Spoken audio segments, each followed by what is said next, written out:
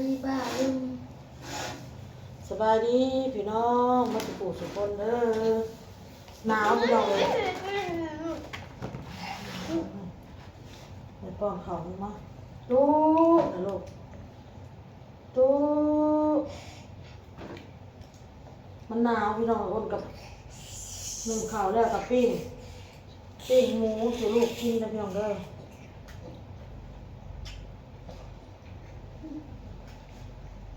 พี่น้องตักกินเองลูกแม่สู้บ่ลูกนี่น้อง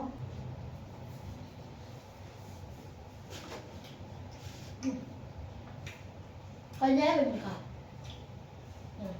หนาว12 องศา14แล้วเดี๋ยวนี้พี่น้องบ่เช้านี่ป้าโตหนาวเลย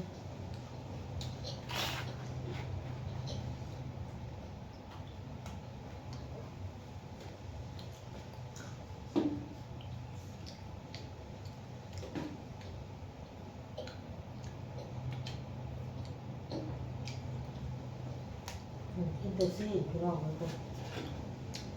กินข้าวหนาวเดี๋ยวจะราคาลูกที่5ราคาเป็นหลักเด้อภายในที่นี่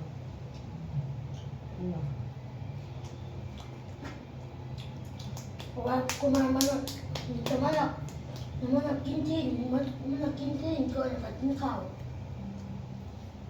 กินข้าวไม่กินกินน้ำได้แล้วก็สิย่างออกไปไปหาน้องทองพี่น้องไปถามเบิ่งเพิ่นเป็นจังไดแล้วก็สิไปผูกแขนน้องแน่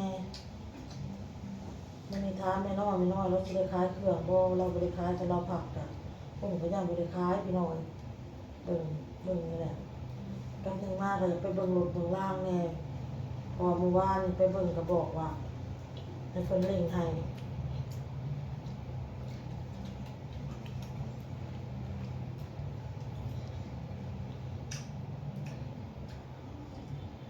หายแป้งหายมันแล้ว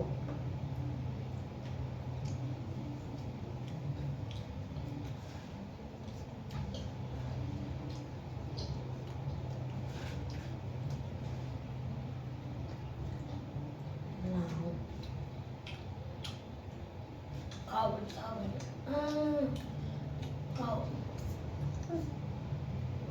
มันก่อนนะมันก่อนเลือดจอกก็มีตกน้ำก็มี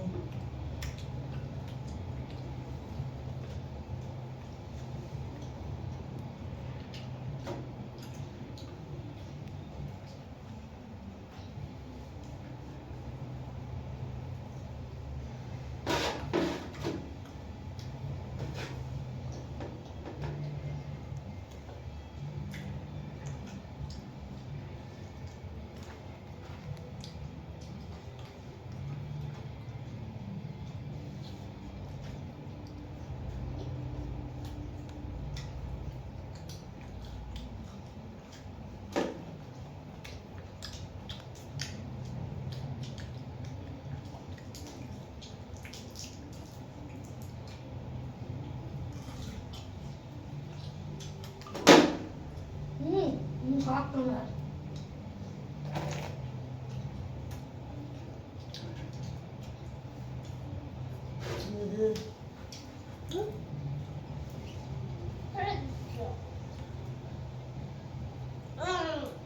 เจ้าเขามา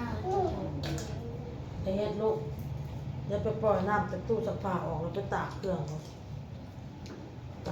ากให้ตามหัวน่ะมื้อวานนี่กับมื้อนี่หนาวพี่น้อง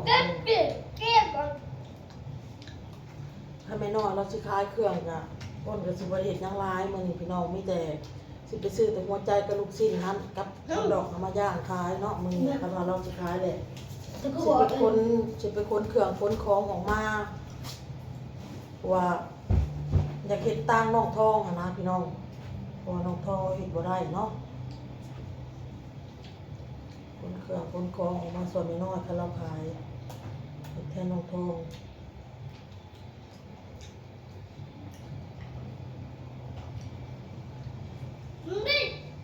เอามาขนเค รื่องแล้วเรียบร้อยแล้วก็เอาเข้ามาคนเครื่องเอาออกไป จองูมา ไปลงตลาดก็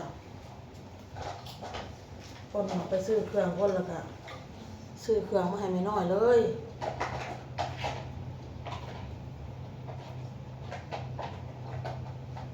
โทรหาไม่น้อยแล้วบ่รับสายส่งข้อความป้าไว้แล้วพี่น้องเลย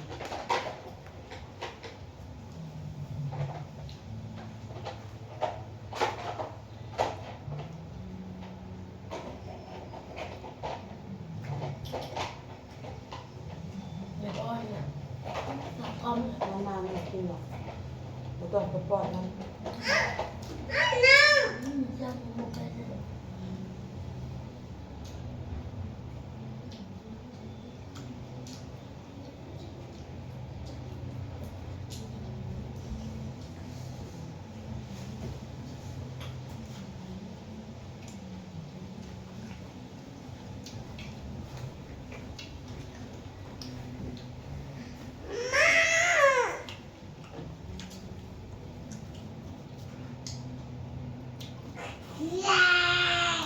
ไปจะอ้ายลูก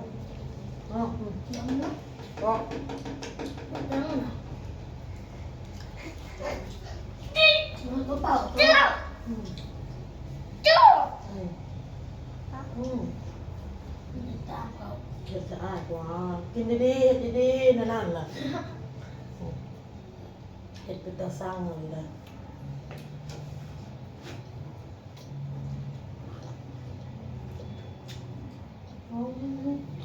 แต่ละค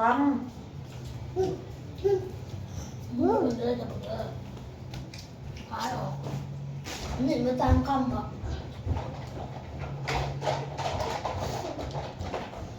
นี่เที่ยคำนี่มันไหนตาไป ำไปเห็ดคำน้อยๆเลย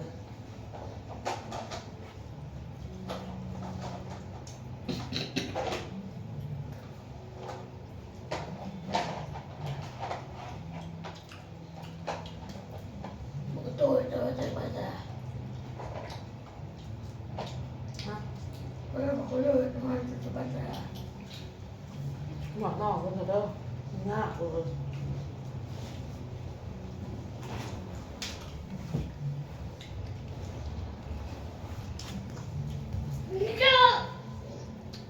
ป้าโทรศัพท์ไว้ให้แม่จะบอกเอาไปนั่ง ปากคือปากคือ โน่โน่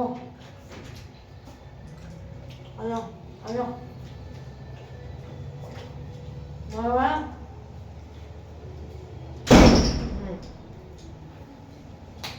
หนาวลมข้างนอกข้างนอกไปขายเกลือสิป้าลูกอยู่ไหนมีแถวหน่อยโทรมาเนาะเอาซ้ายในแถวหน่อยเด้อพี่น้องเด้อกินข้าวแล้วเรียบร้อยพี่น้องข้าวน้ำกันนะเนาะกินแล้วเรียบร้อยมีแถวหน่อยเราโทรมาเพราะว่าอ้นโทรหาเราบ่รับสายแต่อ้นก็ส่งข้อความป้าไว้เนาะพี่น้องเนาะแล้วเว้าก็คล้ายคือเก่าหาแล้วเราเว้ามีแต่ว่าฮอดโมงอันออกมาขายแล้วก็ออกมาแล้วว่าแล้วก็ไปตะลุมตลาดน่ะมีอีหยังที่ของเราหมดแล้วพี่น้องอ้นก็สิไปซื้อให้เราขึ้นมาให้เราหั่นแหละเนาะพี่น้องเนาะเพราะว่าเครื่องของเราก็คือสิบ่หลายดอกเพราะว่ามักสลีเป็นมันประมาณนี้แหละเอามาย่างดีก็ต้มเป็นไข่ลูกเนาะพี่น้องเนาะของไม่เท่าน้อยหั้นนะอ้นก็สิลงไปซื้อเครื่องขายตัวเองคือกันไปซื้ออ่าหัวใจเอ็นนี่อ้นสิบ่ฟ้าวเฮ็ดเนาะพี่น้องเนาะเพราะว่าสิอันเฮ็ดแต่หัวใจกับขายลูกชิ้นแล้วก็มันมีฮอทดอกนำเนาะเมื่อวานนี่ที่เฮายังบ่ได้ขายแต่สิหาไม้นึงไปที่ได้ขายให้มนเมื่อวานนี่ย่างมีลูกค้ามาซื้อก็พอดีมนเราน่ะมาอุดหนุนให้เนาะพี่น้องใส่กรอกขายคือเก่าแต่ว่ามื้อนี้รู้สึกว่ามันหนาวแล้วว่ามันหนาวมันลมได้ขายเบิ่งเอาแหละขายไปแล้วว่าได้เท่าใดก็เอาเพราะอันกะว่ามันลมแฮงหนาวแฮงหลายก็จึงสิพากันเก็บข้าวอุ่นก็เลยว่ามีแต่ว่าเครื่องของที่น้องทองเคยเอาออกมาขายมาหยังนะอุ่นสิไปอันขนออกมาไปขนไปหยังเฮ็ดให้เฮ็ดแทนน้องทอง พุ่นแหละจนน้องเราหายดีพุ่นแหละเด้อพี่น้องเด้อจนน้องทองหายดีหายเศร้าพุ่นแหละ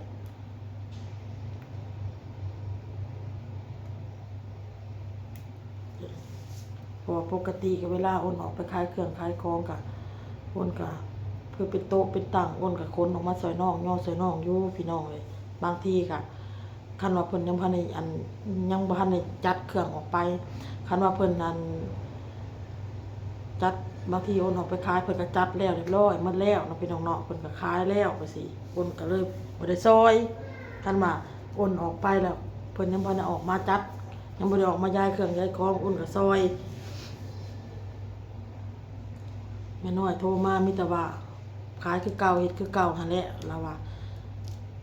มีแต่ออกมาโลดเราว่าน้องพี่น้องออกไปขายคันว่าแม่น้อยเราบ่ได้ขายอ้นก็บ่อยากขายนะบ่ได้มันหนึ่งมามันก็บ่มีหมู่แน่แล้วก็จักใดๆบัดแม่น้อยบ่ได้ขายเฮาบ่ได้ขายไปเสียเฮาบัดขายไปเสียนะมันก็บ่คักก็เลยเราว่าขายออกมาโลดก็ออกไปขายคือเก่าพี่น้องอ้นก็สิลงตลาดไปซื้อเครื่องขึ้นมาขายพี่น้อยเพราะว่ามันยังเช้าอยู่เนาะเอาคลิปนี้อ้นก็ลาเด้อพี่น้องเด้อพอกันคลิปหน้าพี่น้องขอโทษขออภัยใน FC มาทุกคนเด้อพี่น้องเด้อที่เว้าวกไปวนมาก็ขอโทษหลายๆบางทีมันก็คิดอิหยังบ่ออกพี่น้องเอ้ยอ้นก็ได้ลาแล้วพี่น้องสบายดีพี่น้อง